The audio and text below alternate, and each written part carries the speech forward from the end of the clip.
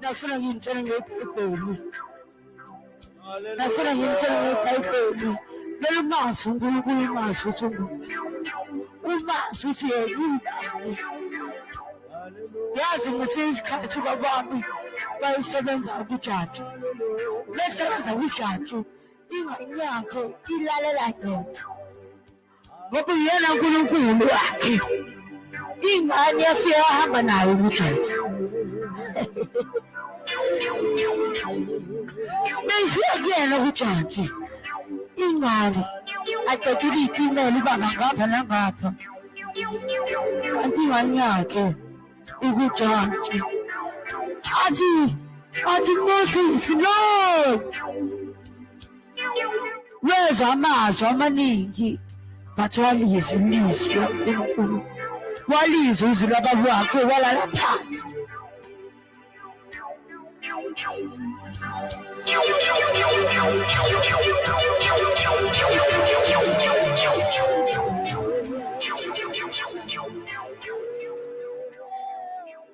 Siyabonga kakhulu awuspeak izothunyelwa kuwe le nomndeni wonke Nkosi yakho akumnyama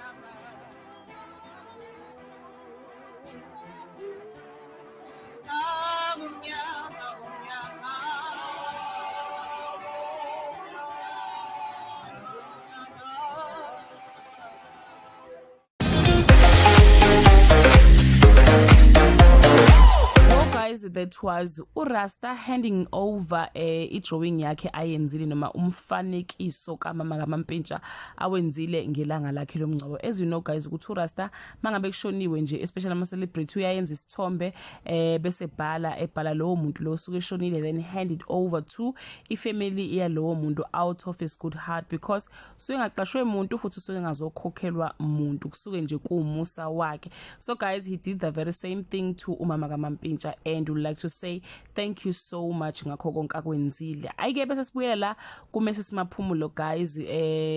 Wacula Ubabes bafethu wacula emva lokho sethatha imic washumayela kodwa simzwanga nokuthi ubethini.